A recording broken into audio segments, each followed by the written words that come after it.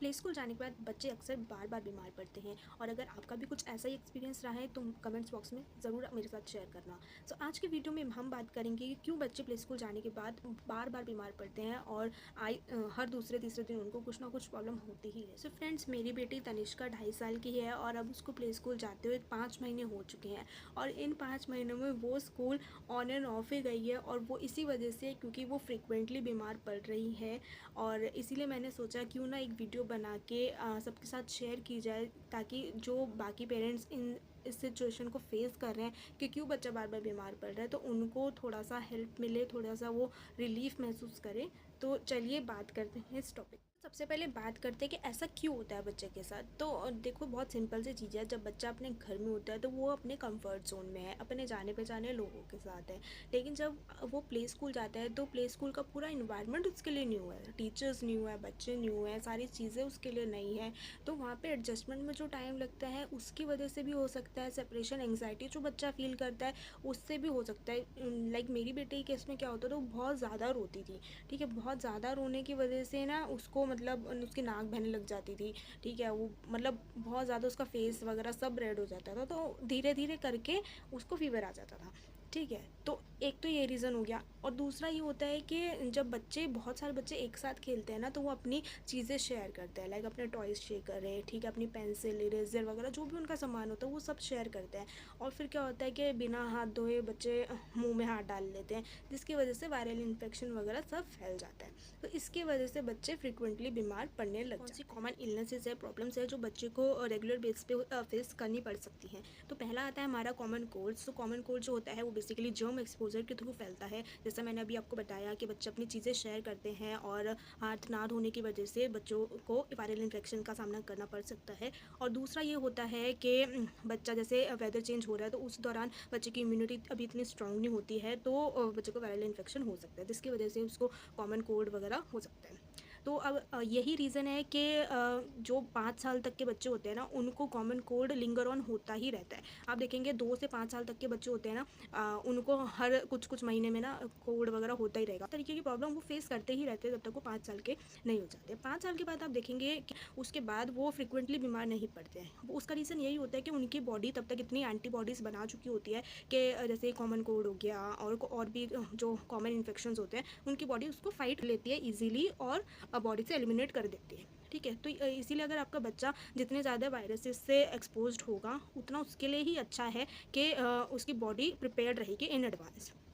तो common cold एक पहली चीज़ है जो बच्चों को फेस करनी पड़ सकती है। अब सेकंड चीज़ आती है जो कि हाल ही में मेरी बेटी ने फेस करी है, वो है हैंड फुट माउथ इन्फेक्शन। ये मेरे लिए कम्प्लीटली न्यू था क्योंकि मैंने कभी इसके बारे में सुना नहीं था। लेकिन जब मेरी बेटी को हुआ तब मेरे को एटलीस्ट पूरी जानकारी हो गई इस चीज़ के बारे में कि ये क्या है एंड इसको हम कैसे ट्रीट कर सकते हैं।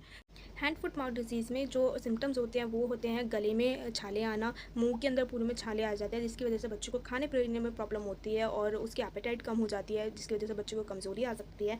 और हाथों में और पैरों में इस तरीके के छाले होंगे जैसे किसी मच्छर ने काटा हो, बट छाले काफ़ी ज़्यादा मात्रा में होते हैं तो हमें विजिबली समझ में आ जाता है कि ये कुछ प्रॉब्लम हुआ है बच्चे को, ये मच्छर के काटने के निशान नहीं है। और जो ये फ्लूइड इनमें से निकलता है ये काफ़ी ज़्यादा इन्फेक्शियस होता है, तो उस चीज़ का काफ़ी ज़्यादा हमें ख्याल रखना है कि बच्चे को बाहर का एक्सपोजर ना मिले जिससे कि इन्फेक्शन उसका वर्स हो जाए या फिर किसी और को फैले। नेक्स्ट आता है यूटीआई। सो यूरिनरी ट्रैक्ट इन्फेक्शन भी काफ़ी ज़्यादा कॉमन है प्ले स्कूल में, क्योंकि जब आपका बच्चा घर में होता है और फिर वो प्ले स्कूल जाता है तो वो हेजिटेट कर सकता है पी या पॉटी करने में। टीचर जिसके साथ न्यू होती है तो बच्चे को हिचकिचाहट हो सकती है कि अनजान व्यक्ति है, इसके साथ मैं कैसे पी पॉटी जाऊँ, तो इस वजह से बच्चा कंट्रोल करता रहता है पी या पॉटी, जिसकी वजह से उसे यूटीआई हो सकता है। सेकेंडली, प्ले स्कूल का अगर टॉयलेट क्लीन नहीं है तो भी बच्चे को यूटीआई हो सकता है। बात करते हैं कंजक्टिवाइटिस की, जिसको हम बोलते हैं आंखों का इन्फेक्शन। तो हर साल एक टाइम ऐसा आता है जहाँ पे आंखों का इन्फेक्शन काफ़ी ज़्यादा फैल जाता है और एज़ यूजुअल हम सबको पता है कि कंजक्टिवाइटिस जो होता है वो बहुत ज़्यादा फैलता है, एक बच्चे से दूसरे बच्चे को फैलना बहुत ज़्यादा ईजी होता है। तो अगर आपके बच्चे को आँखों में से पानी आ रहा है, ठीक है, और आँखें लाल हो रही हैं, तो एक बार डॉक्टर को ज़रूर चेक कराइए ताकि हमें टाइमली पता लग सके कि बच्चे को कंजक्टिवाइटिस है या नहीं है। क्योंकि अगर उसको कंजक्टिवाइटिस है और टाइमली डायग्नोस नहीं किया गया और आप प्ले स्कूल कंटिन्यू करते रहे तो हो सकता है दूसरे बच्चों को भी फैल जाए। बात करते हैं एज पेरेंट्स हम लोग क्या कर सकते हैं अपने बच्चे की सेफ्टी इंश्योर करने के लिए।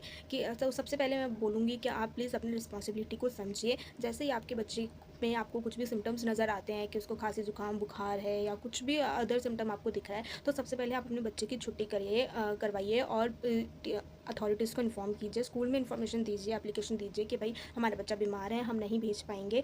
ये आपके खुद के बच्चे की सेफ्टी के लिए भी अच्छा है और जो स्कूल में बाकी बच्चे हैं उनके लिए भी काफ़ी ज़्यादा ज़रूरी है। और दूसरी चीज़ आती है कि चाहे छोटी प्रॉब्लम हो, चाहे बड़ी प्रॉब्लम हो, चाहे कॉमन कोल्ड हो, जुकाम, सर्दी खांसी जुकाम बुखार कुछ भी हो, आपको अपने बच्चे को ज़रूर टाइमली चेकअप करवाना है, क्योंकि छोटी प्रॉब्लम कब बड़ी बन जाए हमें नहीं पता। We are not medical professionals, तो हम बस इतना ही कर सकते हैं एज पेरेंट्स कि भाई अपने बच्चों को हम टाइम टू टाइम डॉक्टर का चेकअप दिलवाएं। थर्ड चीज़ हम कर सकते हैं कि जब बच्चा एक नई इन्वायरमेंट में जाता है तो बच्चा लाइक पी पॉटी करने में हेजिटेट कर सकता है, जिसकी वजह से उसे यूटीआई हो सकता है। तो अगर उसको यूटीआई हो गया है तो आप स्कूल अथॉरिटीज़ को इन्फॉर्म कीजिए कि भाई बच्चे को यूटीआई हो चुका है। तो इसमें क्या होगा कि स्कूल अथॉरिटीज़ थोड़ा प्रोएक्टिवली आपके बच्चे पे ध्यान देंगे, जिसकी वजह से वो उसको टाइम टू टाइम और ज़्यादा बारी मतलब लेके जाएंगे पी पॉटी के लिए, उसको टाइम टू टाइम पूछेंगे, जिसकी वजह से क्या पता ओवर टाइम बच्चा कंफर्टेबल फील करने लगे और फिर वो कंट्रोल वगैरह ना करे। बच्चा न्यू इन्वायरमेंट में होता है तो खाना भी खाने से हेजिटेट कर सकता है, और जिन स्कूल में मील प्लान प्रोवाइडेड होता है, लाइक स्कूल से ही खाना मिलता है, तो वहाँ पे अगर आपको ऐसा लग रहा है कि आपका बच्चा वहाँ का खाना नहीं पसंद कर रहा है, नहीं खा रहा है, या कुछ और प्रॉब्लम वो फेस कर रहा है खाने को लेके, तो आपको ये ज़रूर इंश्योर करना है कि आप घर से उसके लिए खाना ज़रूर भेजें। तो अगर स्कूल में प्रॉपर मील मिलती है तो आई वुड सजेस्ट कि आप लाइक फिंगर फूड्स वगैरह उसको ज़रूर दे सकते हैं, जैसे कि मखाना रोस्ट करके दे दीजिए, ठीक है, या फिर राइस पफ्स होते हैं, इस तरीके के आप लाइक ब्रेड पकौड़े वगैरह, बहुत फिंगर फूड जो कि उसको बहुत ज़्यादा पसंद हो, आप वो वाला फूड उसको ज़रूर दीजिए, जिससे कि बच्चा कम से कम भूखा तो नहीं रहेगा। अगर उसको स्कूल में खाना जो मिल रहा है वो पसंद नहीं आ रहा है, वो नहीं खाना चाहता है, तो एटलीस्ट वो घर का कुछ तो खाएगा, ठीक है। तो इसलिए आपको घर से बना कर ज़रूर देना है। लास्टली एज पेरेंट्स हम ये कर सकते हैं कि स्कूल अथॉरिटीज़ से टाइम टू टाइम कम्युनिकेट करिए, अपने बच्चे की प्रोग्रेस पूछिए, अपने बच्चे का लाइक हैबिट कैसा चल रहा है, स्कूल में रूटीन कैसा चल रहा है, वो सब आप पूछिए कि ऐसा क्या चीज़ है जो आप एज अ पेरेंट इम्प्रूव कर सकते हैं। और इससे कि क्या होगा कि आपको ये भी पता लगेगा कि कहाँ पे आपको इम्प्रूवमेंट की ज़रूरत है और कहाँ पे स्कूल अथॉरिटीज़ को इम्प्रूव करने की ज़रूरत है। और इस चीज़ के लिए मैं बोलूँगी कि अपने बच्चे के साथ एक ऐसा स्ट्रॉन्ग बॉन्ड आप बनाइए, स्कूल से आने के बाद उसको इतना कंफर्टेबल आपको करना है ताकि वो स्कूल में क्या हुआ है उसके साथ वो सब कुछ आपके साथ शेयर करे। इवन जो बच्चे होते हैं वो इतने स्मार्ट होते हैं कि सब कुछ बता देते हैं। एक दिन क्या हुआ था, जब हैंड फुट माउथ डिजीज़ होने से पहले मेरी बेटी लाइक बनाना लेके गई थी, एंड उसने वो बनाना नहीं खाया था। तो मैं डेली जब वो स्कूल से आती है तो मैं उससे पूछती हूँ, बेटा आज स्कूल में आपने लंच फिनिश किया, आपने फ्रूट खाया? तो उसने मेरे को बोला, मम्मा लंच खाया और फ्रूट नहीं खाया, बनाना फेंक दिया क्योंकि दीदी को छींक आ गया, ठीक है। उसने मेरे को इस तरीके से इंडिकेशन दी। फिर मैंने स्कूल में पूछा तो स्कूल में फिर मेरे को मैम ने बताया, उसकी क्लास टीचर ने, कि भाई हाँ आज एक बच्चे को स्नीजिंग कर दी थी बनाना पे, जिसकी वजह से फिर हमने वो डस्टबिन में फेंकवा दिया बनाना। तो वहाँ से मुझे पता चला कि हाँ भाई, हाँ वो बिल्कुल सही कह रही थी, बच्चा आपका इतना स्मार्ट इनफ होता है कि आपको सब कुछ बता दे। तो बच्चे से भी आपको पूछना है और स्कूल अथॉरिटीज़ से भी आपको पूछना है, जिससे कि आप टाइमली एक्शन ले पाए। तो यार यही थी आज की एक छोटी सी वीडियो, जिससे कि आई होप आपको हेल्प मिली हो। और आपका क्या मानना है इस चीज़ के बारे में कि बच्चे फ्रिक्वेंटली बीमार पड़ते हैं, नहीं पड़ते हैं, और अगर पड़ते हैं तो आपका एक्सपीरियंस क्या रहा है, ज़रूर वीडियो में शेयर करना। मिलते हैं नेक्स्ट वीडियो में।